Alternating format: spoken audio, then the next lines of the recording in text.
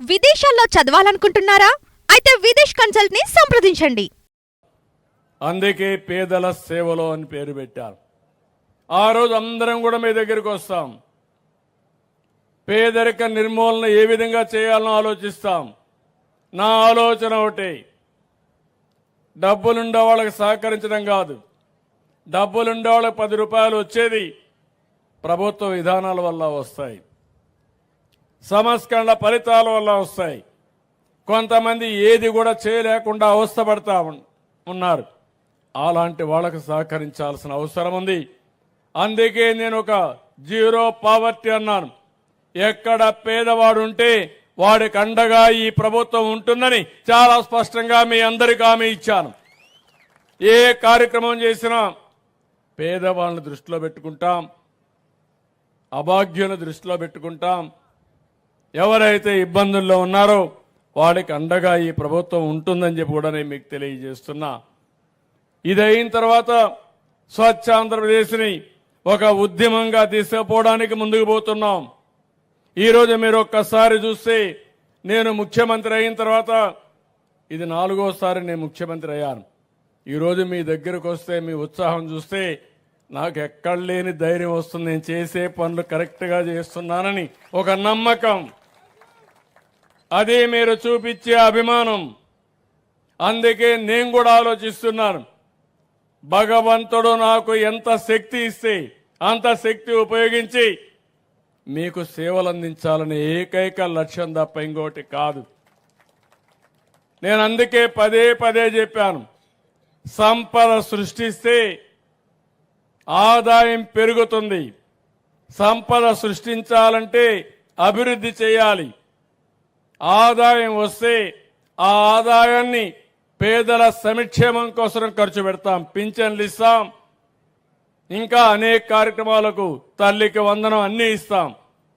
అది చేసి మళ్ళా అభివృద్ధి పైన ఖర్చు పెడితే నిరంతరం ఆదాయం పెరుగుతుంది. ఇది ఎక్కడ కూడా ప్రపంచం అంతా జరిగే విధానం. కానీ 5 సంవత్సరాల్లో ఆదాయం పెరగలేదు, సంపద సృష్టించబడలేదు. అప్పులు విపరీతంగా చేశారు. 10 లక్షల కోట్ల రూపాయలు అప్పు చేశారు. ఆ అప్పుకు వడ్డీ కట్టాలి, అసలు కట్టాలి. ఇప్పుడు ఆ అప్పులను చూస్తే నాకు భయం వేస్తూ ఉంది. ఎందుకంటే మా ఆఫీస్కి వచ్చి మొన్నైతే మీరు అప్పు కట్టలేదని తకామని నోటీసు పంపించి స్టాక్ ఎక్స్చేంజ్ కూడా పంపించేశారు. పలాని గవర్నమెంట్ డబ్బులు కట్టలేదు కాబట్టి ఆ డబ్బులు రికవర్ చేయడానికి ఏం చేయాలనో చేస్తామని నోటీసు పంపిస్తే ఇమ్మీడియట్గా అప్పులు చేసి ఆ డబ్బులు కట్టాల్సి వచ్చింది. కట్టకపోతే ఏమవుతుందంటారు మీరు? కట్టకపోతే ఎవడు అప్పు కూడా ఇవ్వడు. అప్పు ఇవ్వకపోతే అప్పు కూడా కట్టలేము. అప్పు కట్టలేకపోతే సంక్షేమ కార్యక్రమాలు చేయలేము. అది అందుకే ఒక ఇండస్ట్రీ కానీ ఏ వ్యక్తికి మీరు చూస్తే, మీరు తిరిగి అప్పు సకాలంలో కడతారంటే క్రెడిట్ రేటింగ్ ఉంటుంది, మళ్ళా అప్పు కావాలంటే ఇస్తారు. నేను మొన్న బ్యాంకర్స్తో మాట్లాడినప్పుడు చెప్పాను, రైతులకి అందరికి కూడా ఎవరైనా సరే రెగ్యులర్గా అప్పు కట్టే వాళ్ళకి 15 నిమిషాల్లో డబ్బులు ఇస్తారు. మీరు ఇక్కడి నుంచి ఫోన్లో చెప్పేస్తే పేటిఎంలోని మీ పేమెంట్లోనే ఆటోమేటిక్గా డబ్బులు ఇచ్చే పరిస్థితి వస్తారు. అది క్రెడిబిలిటీకి ఉండే విశ్వసనీయత. అలాంటిది ఇప్పుడు నేను ఇది కట్టాలి, మళ్ళా సంపద సృష్టించాలి. అందుకే మీరు చూశారు, 8 నెలలుగా ఎప్పుడూ జరగని అభివృద్ధి కార్యక్రమాలకు శ్రీకారం చుట్టాను. మొత్తం చేసేయాలని సంకల్పం ఉంది, పరిగెత్తాలని ఉంది. కానీ గల్లా పెట్టి మాత్రం సహకరించడం లేదు. కానీ పర్వాలేదు, నాకు నమ్మకం ఉంది, ఇది తాత్కాలికమైన ఇబ్బంది. ఆ ఇబ్బందిని అధిగమించే శక్తి నాకుందనేది నా అభిప్రాయం. అందుకే మీరు చూస్తే 5 సంవత్సరాలు ఒక తట్ట మట్టేయలేదు రోడ్డు మీద. నేను వస్తానే 1600 కోట్ల రూపాయలు ఖర్చు పెట్టి ప్రతి ఒక్క రోడ్లో కూడా గుంతలు లేని రోడ్లుగా తయారు చేశామంటే అది ఈ ప్రభుత్వం యొక్క దృఢ సంకల్పం. ఇప్పటికే 22,000 కోట్ల రూపాయలు పింఛన్లకు ఇచ్చాం, అన్న క్యాంటీన్లు పెట్టాం.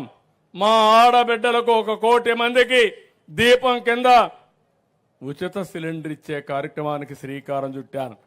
నేనే ఆ రోజు హామీ ఇచ్చాను. నేనే మీకందరికీ దీపం పెట్టాను. వీళ్ళు వచ్చి దీపం ఆర్పేస్తే మళ్ళీ దీపాన్ని మీ అందరికీ వెలిగించి మళ్ళా మీ అందరికీ 3 సిలిండర్లు సంవత్సరానికి ఇస్తానని చెప్పిన ప్రభుత్వం అని చెప్పి కూడా నేను మీకు తెలియజేస్తున్నా.